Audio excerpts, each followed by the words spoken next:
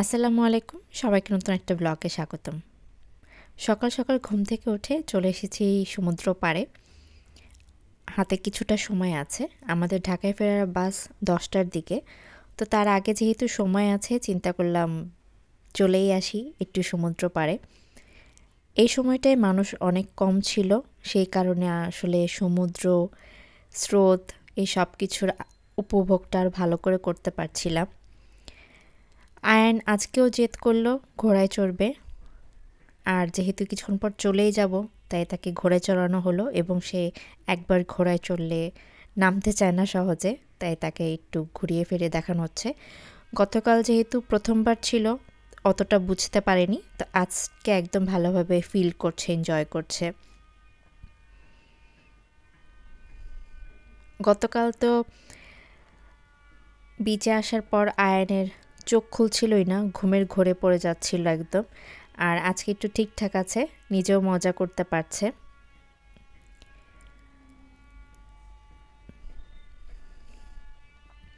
এখানে বেশ কিছু আয়ানের ছবি তোলা হয়েছে, কারণ গতকাল সেভাবে ছবি তুলতে পারিনি আয়ানের। ও যেহেতু বারবার ঘুমিয়ে যাচ্ছিল আর ঘুমন্ত অবস্থায় মুড এত ভালো ছিল না, তাই আর ছবি তুলিনি। আজকে মুড ভালো আছে, আজকে বেশ কিছু পিকচার নিয়েছি ওর।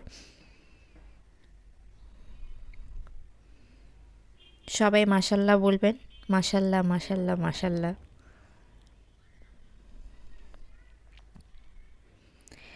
এই জার্নিটা যতটা কনফিউশন দিয়ে শুরু হয়েছিল, ঠিক ততটাই ক্ল্যারিটির সাথে শেষ হচ্ছে আমাদের এই ভ্যাকেশন। খুব ভালো কেটেছে এই দিনগুলো, খুব মজা করেছি, আয়নও অনেক মজা করেছে। আয়নের আজকে খুব ইচ্ছে করছিল ও সাগর পাড়ে হাঁটবে, দৌড়াবে, এবং সে বেশ কিছুটা সময় নিজে একা একাই হাঁটছিল।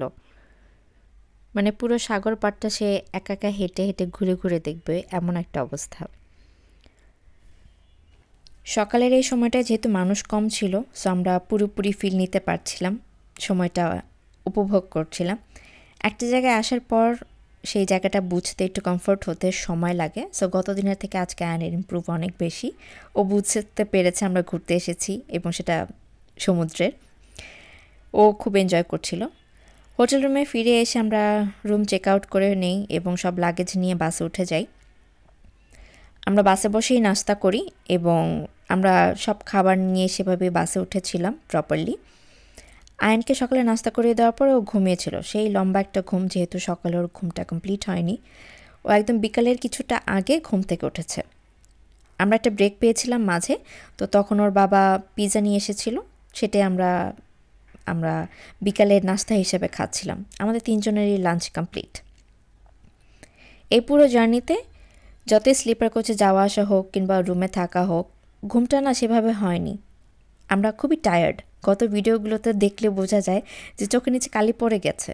ব্যাপারটা এমন না যে অনেক বেশি এক্সাইটেড সেজন্য ঘুম হয়নি, ব্যাপারটা এমন যে ঘুম হয়নি, হচ্ছিল না।